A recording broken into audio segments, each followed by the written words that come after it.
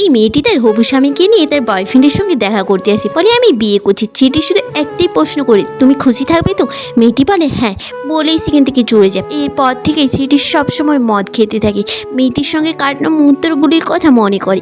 কিছু মাস পরেই মেয়েটি জানতে পারে ছেলেটি আর বাঁচবে না, তাকে বাঁচাতে 20 লাখ টাকা লাগবে। সে এটা শুনে দৌড়ে তার কাছে চলে যায়। মেয়েটি বুঝতে পারে সে কত বড় ভুল করে ফেলেছিল। মেয়েটি জানতে পারে তার ছোটবেলাতেই বিয়ে হয়ে গিয়েছিল। এটা শুনে সে পুরো ভেঙে পড়ে, কিন্তু সে আর কিছুই করতে পারে না। সেটিকে মেয়েটি ডেকে বলে, আমি তোমাকে বিয়ে করব, শুধু তুমি ওর প্রাণ বাঁচিয়ে দাও। সে তার কাছ থেকে টাকা নিয়ে ছেলেটিকে বাঁচায়। লক্ষ্য করে মেয়েটি সবসময় তার জন্যই চিন্তা করতে থাকে, তার জন্য প্রে করে।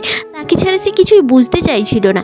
এটা দেখেই ছেলেটি বুঝতে পারে মেয়েটির খুশি সেই ছেলেটিতে। তাই সে বিয়ের কার্ড তাড়াতাড়ি ছাপিয়ে তাকে নিমন্ত্রণ করতে চায়। তখনই ছেলেটি বিয়ের কার্ড দেখে অবাক হয়ে যায়। বিয়ের কার্ডে তার নাম, মেয়েটি দেখে তার নাম, সে খুব খুশি হয়ে যায়।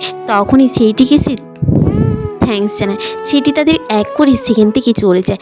আচ্ছা, ছেলেটি কি ঠিক কাজ করেছে মেয়েটিকে ছেড়ে দিয়ে? কমেন্ট করে জানাবেন কিন্তু।